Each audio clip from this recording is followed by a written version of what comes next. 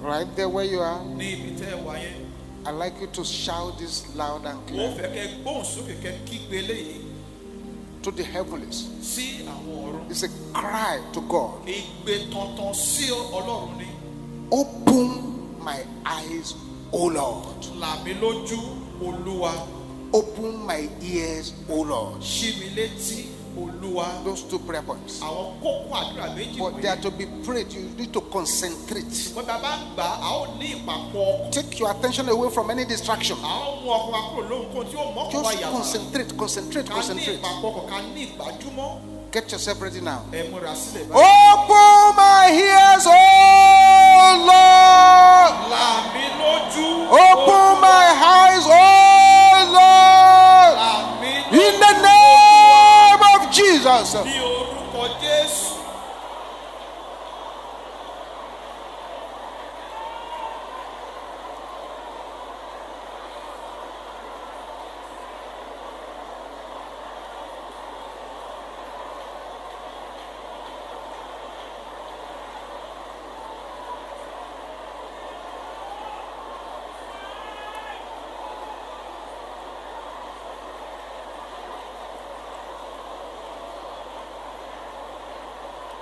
Makate satela kaya boshendera basanda.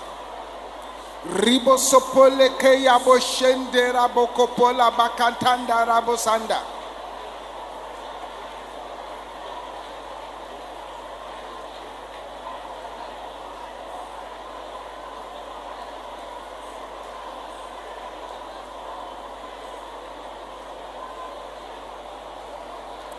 In Jesus' name we pray.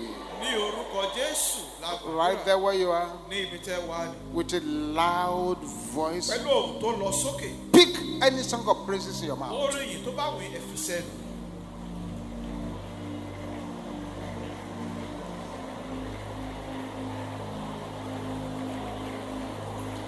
Any song of praises in your mouth.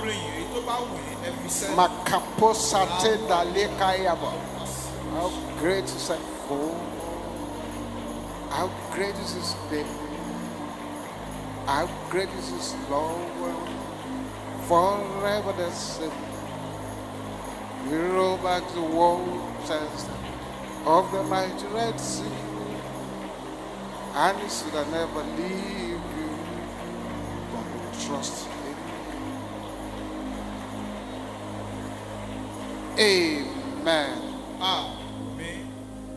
Boasting powers assigned against my life, in the name of Jesus.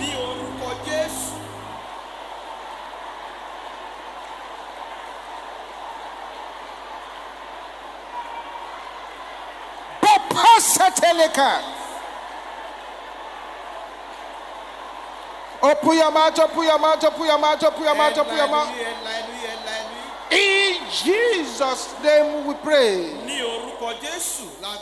This prayer will deliver breakthroughs into the lap of so many people.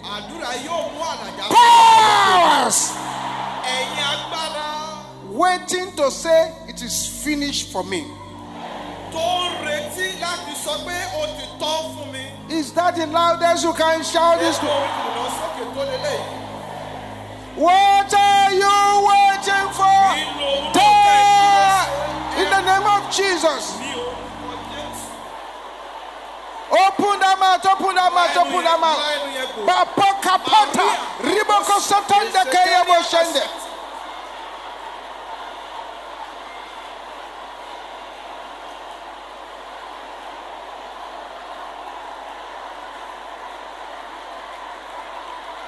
Yes. In Jesus' name we pray. Silence. You, the gadget of darkness, and the wedding rings of darkness planted on the fingers of this sister. You, the gadget of darkness, planted inside this person over there. You cannot stay any longer. I set you ablaze. I set you ablaze. I set you ablaze. I set you ablaze. I set you ablaze. I set you ablaze. I set you ablaze. I set you ablaze. I set you ablaze. I set you ablaze. I set you ablaze. I set you ablaze. In the name of Jesus. Yeah, where the rings of darkness are on fire and the gadget of darkness is on fire.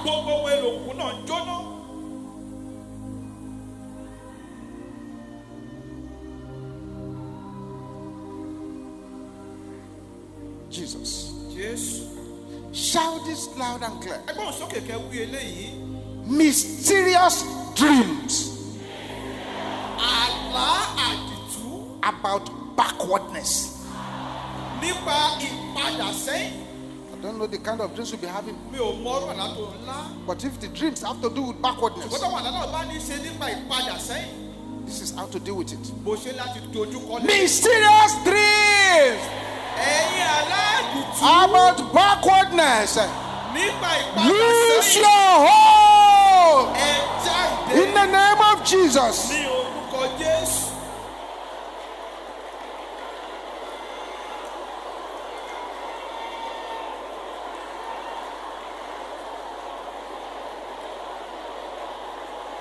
Kill the evil dreams.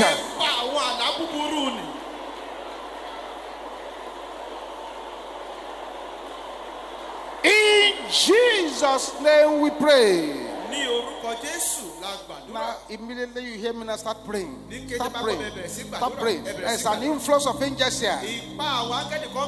And they're here specifically for the next few prayers. We're going to pray. Start praying. Immediately you hear me. Destiny assassins. You cannot destroy my destiny. In the name of Jesus. Yes.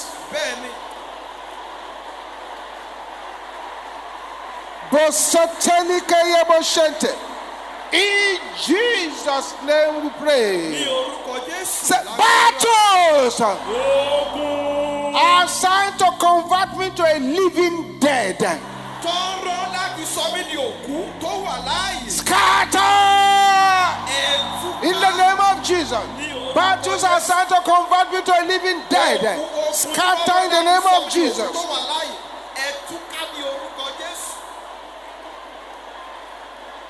In Jesus' name we pray.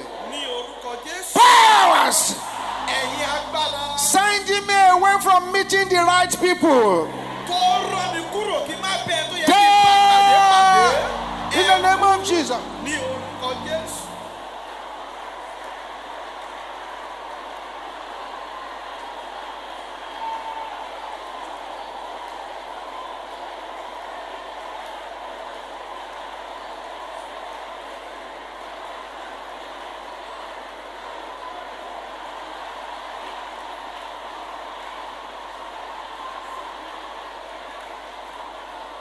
In Jesus' name we pray. The next prayer is 7 times. Each time, pray with the loudest volume your voice can gather.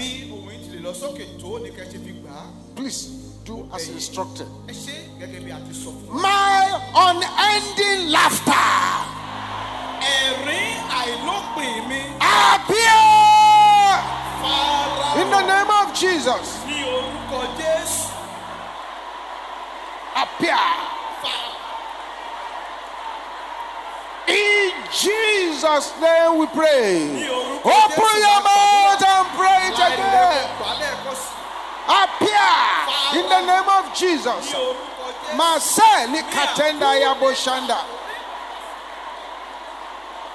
In Jesus' name we pray. Open your mouth and shout it again. Appear, my unending laughter, appear. Command it to appear. In the name of Jesus. In Jesus' name we pray. Open your mouth and shout it again. Jesus. Jesus.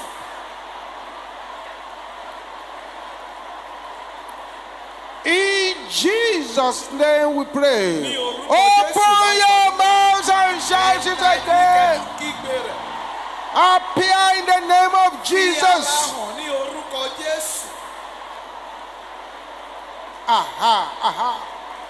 In Jesus' name we pray. Open your mouth and shout it again. Makase. Deriboko sopola kayaba. In Jesus' name we pray.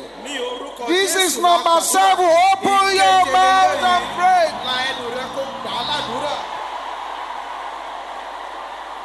Basari katayaba. Somebody is breaking through. Somebody is breaking through.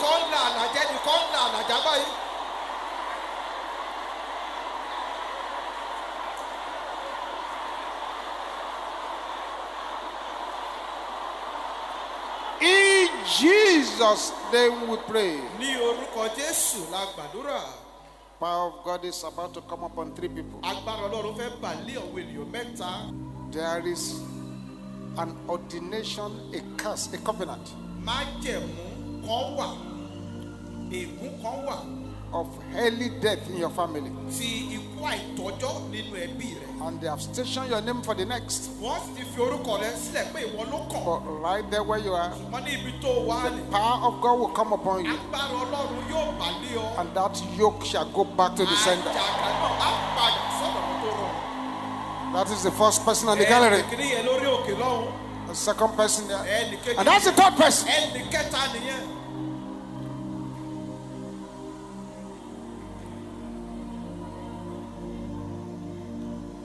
Thank you, Jesus.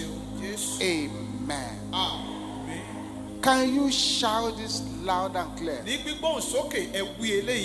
My heir, hear the word of the Lord. Can you shout it loud? Arise and shine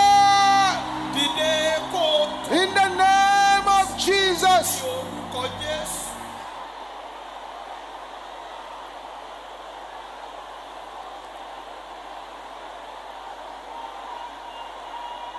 Something is happening over that place. Bapote setele keye bo shendera bosanda.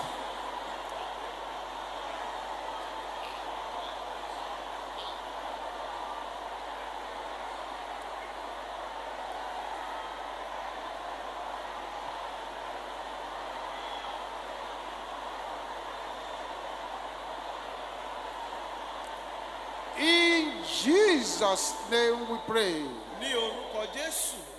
This person over there, some voices have been scaring you.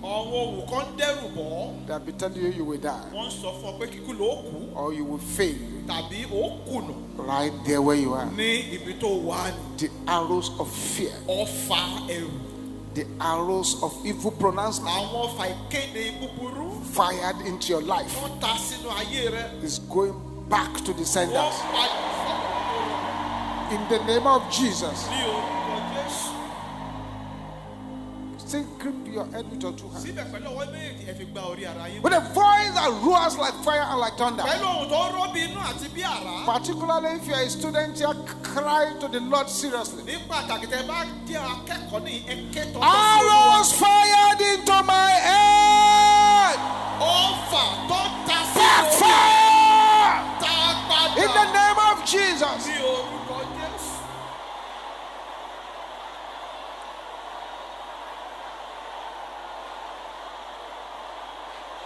Open your mouth and decree it.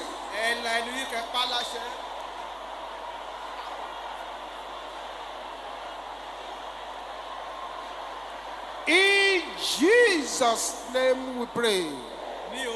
Oh God, arise.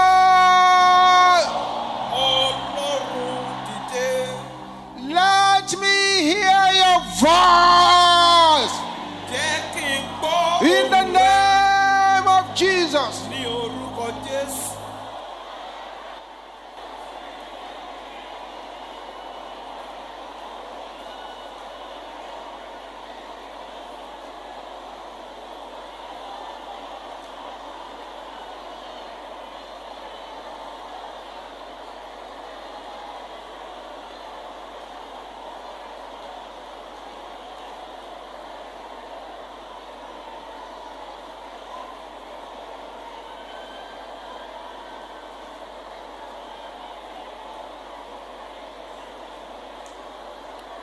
Let me hear your voice.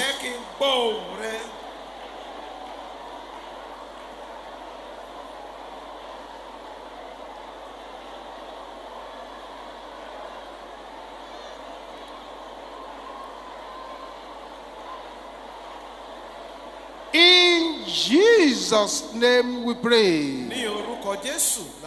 Thou power of spiritual deafness. Can you shout it the way I shouted my own? In my life. Say it loud.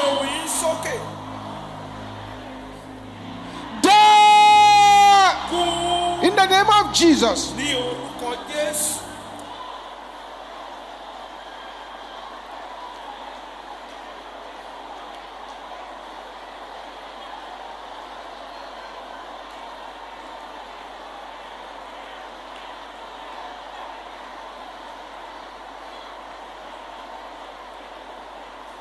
Makate satela kaya bo shendera bo kumpia. Ribo sapelika da katende ke ya bo shenta. Kill the power of spiritual deafness.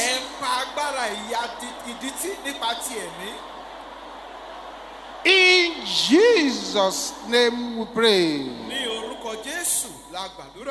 Every power that wants me to fail, because any power that doesn't want you to hear from God really wants you to fail. Can you shout it loud? Your time is up. In the name of Jesus.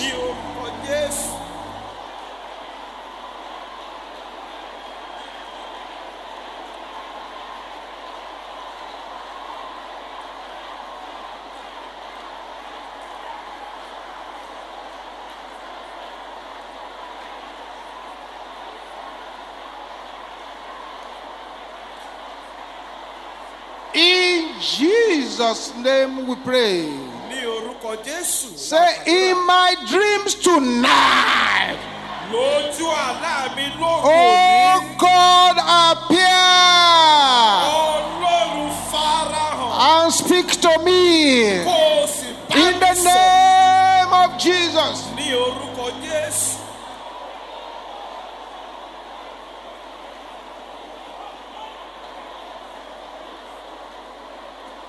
Thank you, Jesus. In Jesus' name we pray. Can you shout this loud and clear? Every giant demon assigned to bring shame into my life, I bury you now in the name of Jesus. Bury the giant demon.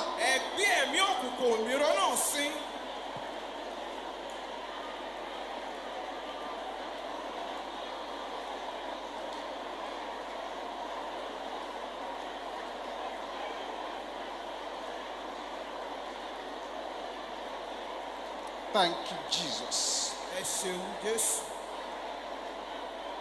In Jesus' name we pray. Thank you for watching our entire video today. If you feel you can bless someone, please join us and spread the gospel by sharing this video on your social media. Come be a part of the MFM International Headquarters social media family. Like and subscribe now.